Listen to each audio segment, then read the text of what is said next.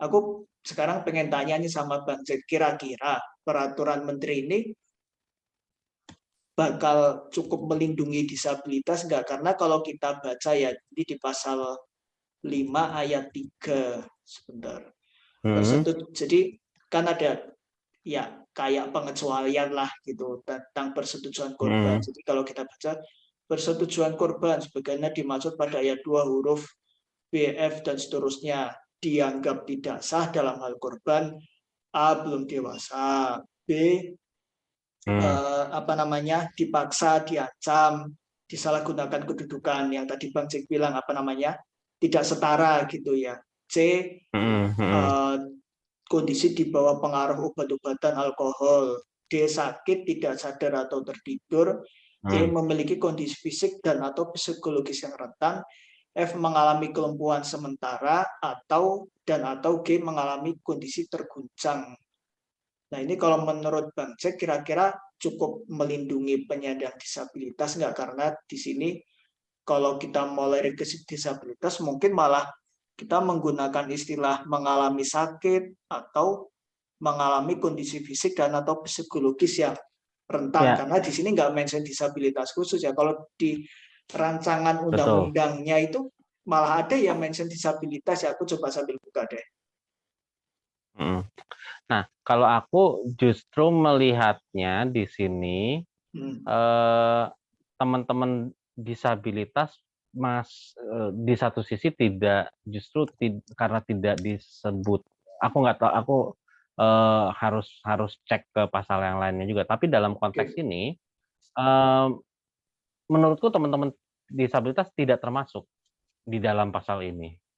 Karena kalau kita mengacu kepada Undang-Undang Nomor 8, di situ jelaskan definisinya adalah salah satu kata kuncinya adalah yang secara aku agak lupa spesifiknya, tapi di situ dikatakan bahwa dalam kurun waktu yang panjang atau permanen.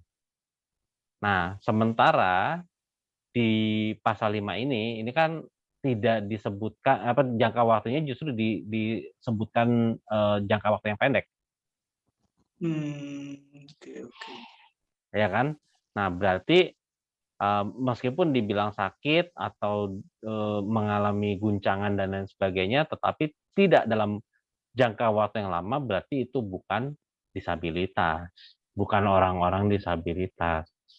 Gitu. Nah, concern aku adalah justru tadi poin yang pertama, korban belum dewasa. Ini untuk tunagrahita ya berarti ya. Tidak hanya untuk tunagrahita, tapi untuk anak-anak bagaimana? Betul, iya. Ya kan? Kalau kita bicara institusi pendidikan, ini tapi sekali lagi aku disclaimer dulu ya, kemungkinan aku juga salah mengerti dari pasalnya, karena aku juga bacanya hanya sekilas, jadi nanti teman-teman bisa mereview lagi. Tetapi kalau dalam poin ini, misalnya kesaksian dari seseorang yang belum dewasa tidak bisa diterima, majority ini akan berhubungan dengan anak-anak di bawah umur loh.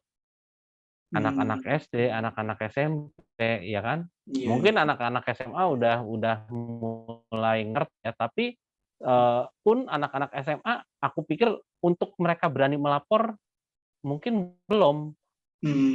Meskipun mereka ngerti gitu ya. Dan justru itu mungkin yang akan lebih menyakitkan. Di satu sisi mereka ngerti apa yang terjadi sama mereka, di sisi lain mereka nggak bisa ngelaporin. Itu bebannya jadi lebih bertambah gitu ya. Sementara anak-anak yang di bawah umur, ketika mereka mengalami pelecehan seksual, mereka tidak mengerti apa yang terjadi pada mereka, tapi traumanya baik secara fisik maupun psikologis akan sangat membekas gitu. Nah, bagaimana mereka bisa tidak diakomodir ke kesaksian mereka, kan agak rancu ya jadinya ya.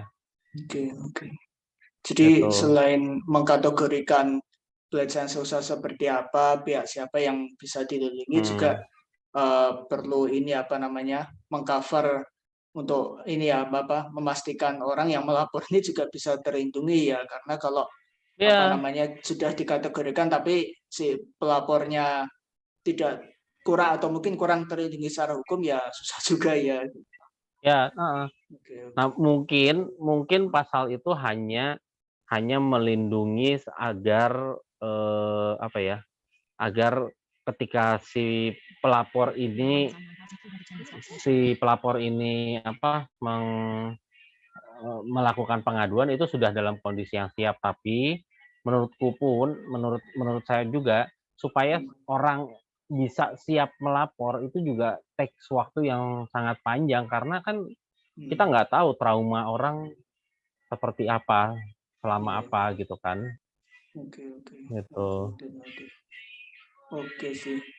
Mungkin ini apa namanya jadi PR-nya bagi pemerintah ya, maksudnya oke memang ya kita percaya semua orang punya itikat baik gitu ya, apa namanya termasuk Mhm, pemerintah membuat peraturan ini, tapi mungkin satu public hearing-nya kurang, kedua make sure bahwa si pelapor korban si pelapor ini benar-benar mendapat perlindungan gitu ya. Jadi oke kita sudah mhm. mengkategorikan pelecehan seksual seperti apa, tetapi perlindungan pelaporan itu sekali lagi apa namanya itu juga penting begitu.